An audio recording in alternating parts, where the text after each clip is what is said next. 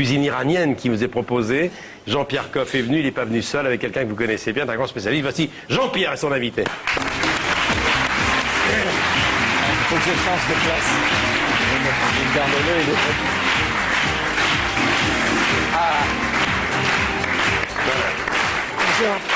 Alors Jean-Pierre, présentez-nous votre invité que nous connaissons déjà.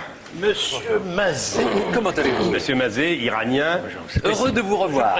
qui était déjà venu nous voir une fois, qui est un... Vous connaissez bien, évidemment, vous avez souhaité terminer l'émission en parlant de cuisine iranienne, et vous êtes un spécialiste, évidemment. Vous avez un restaurant où on peut déguster la cuisine iranienne. Vous avez quitté Téhéran à quel âge? J'avais 17 ans quand j'ai quitté l'Iran. Il n'est pas cuisinier de métier, c'est ça qui est formidable. Il venait faire des études. Il est puis ingénieur. les événements sont arrivés, et puis il a fallu qu'il gagne sa vie, et il s'est mis à la cuisine, et il faisait des cuisines incroyables. Mais je voudrais dire un mot, quand j'ai eu l'occasion d'avoir Sa Majesté au téléphone, on parle donc évidemment de nourriture, et puis je lui dis, mais qu'est-ce que je pourrais faire pour vous faire plaisir? Et alors, vous m'avez répondu, je voudrais voir mon pays. Et ça, c'est vraiment une chose que je ne pouvais pas vous apporter. Je le souhaiterais vivement, mais je ne peux pas. Il est un peu là quand même ce soir. Mais alors, qu'est-ce que vous voudriez manger? Et je pensais que vous alliez me parler de choses très spectaculaires qu'on trouve quelquefois dans la cuisine de votre beau pays. Et finalement, vous m'avez dit, je voudrais manger comme on mange dans la rue. Donc, j'ai été voir Monsieur Mazet, comme d'habitude, et je lui ai dit, alors, c'est quoi les repas simples? Qu'est-ce que Sa Majesté peut bien manger Alors, quand allons-y. elle dit des repas simples? Ça Et alors, a l'air en fait, tout simple, c'est ça. comme vous le dites, Ça, hein. vous voyez, Michel, c'est un pot-au-feu. C'est un pot-au-feu d'agneau. Ça s'appelle le... Rappelez-moi. Abgouche. Abgouche. Abgouche, la bouche, Alors, te mets dans la là, bouche. Regardez, ça se cuit... Vous n'allez pas vous moquer de moi parce que je prononce pas vraiment très bien l'iranien. Non seulement vous ne le prononcez pas, mais vous ne l'entendez pas. C'est ça le problème.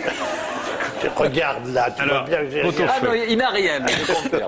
Alors là-dedans, vous voyez, vous mettez de l'agneau, c'est-à-dire des morceaux très simples. C'est du collier ou des choses, du plat de côte, des choses extrêmement simplissimes. Vous mettez ça là-dedans, vous mettez des pommes de terre, vous mettez des tomates, du sel, du poivre, vous mettez plein de choses, de la cannelle un petit peu, du safran, et vous fermez. Et puis vous mettez ça dans les cendres chaudes. Et ça cuit pendant 4-5 heures. Et vous avez un consommé. Tous ces délités, la viande, ce sont des minuscules petits morceaux. Et alors, dans un petit plat comme celui-là, vous mettez du pain. Et là-dessus, vous versez le bouillon. Et vous mangez ça. On va le faire, Jean-Pierre, on va montrer. Voilà. Vous voyez, vous faites comme ça. Et vous- ensuite, avec le pilon qui est là, Le pilon. vous écrasez tout ce qui se trouve là-dedans et vous avez là cette sorte de purée comme ça qui est faite de viande, de légumes, d'aromates, d'épices. Mais je rappelle que la cuisine iranienne n'a rien à voir avec la cuisine libanaise, n'a rien à voir avec la cuisine indienne. C'est une cuisine qui a une véritable personnalité, une vraie identité, qui est faite de saveurs et de délicatesse. Vous cuisinez vous-même, Majesté? Non, je n'ai pas cuit. J'ai appris dans l'exil quelques plats, justement le hopgoust et puis quelques autres sauces. Ça vous rappelle des souvenirs, tout ça. Ah oui, beaucoup de souvenirs. Et d'ailleurs, ce plat populaire, le hopgoust, si les gens sont riches, mettent plus de viande, s'ils ne le sont pas, moins de viande. Et c'est vraiment mon plat favori. C'est ce qu'on m'a dit. Et alors là, ce sont des boulettes de viande avec du riz et à l'intérieur, il y a un pruneau. Et ça, c'est ce que vous aimez particulièrement. C'est de la viande hachée qui est reconstituée, mélangée. On en fait une brochette. Et c'est ça qu'on mange dans la rue. On peut manger ça à Paris?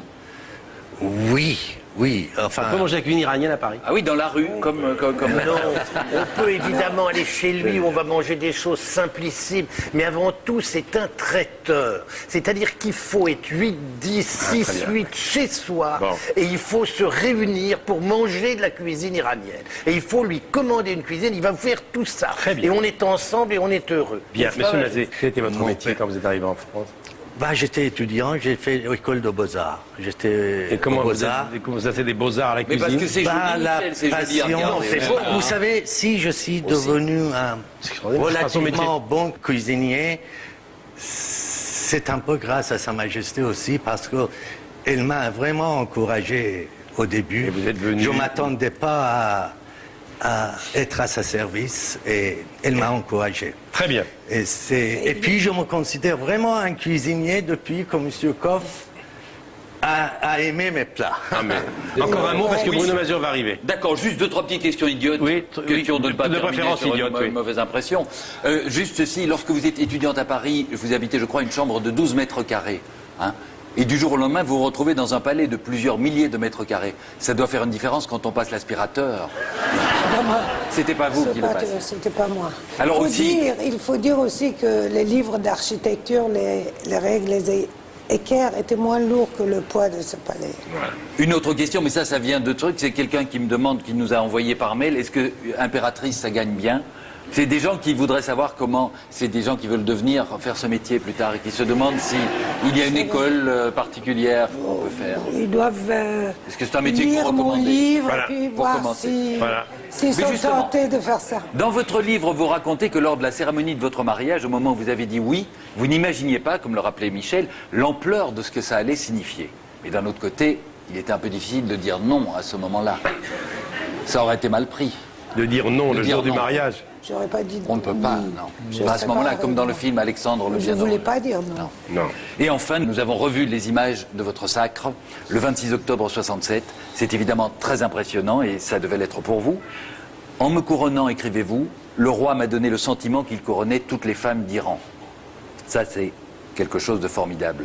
Mais au-delà de ce symbole, il y a une question que l'on ne peut s'empêcher de se poser en voyant les images. Est-ce que la couronne va tenir malgré le chignon?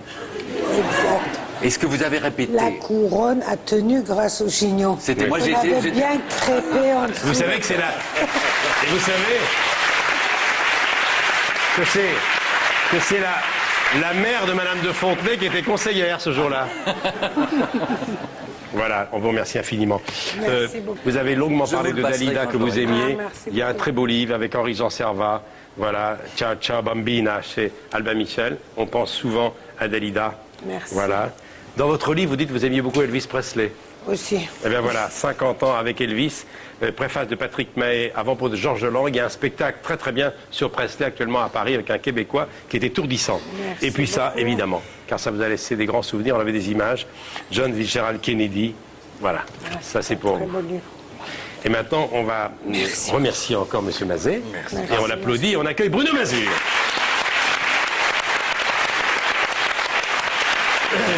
Alors mon cher Bruno. Bonsoir.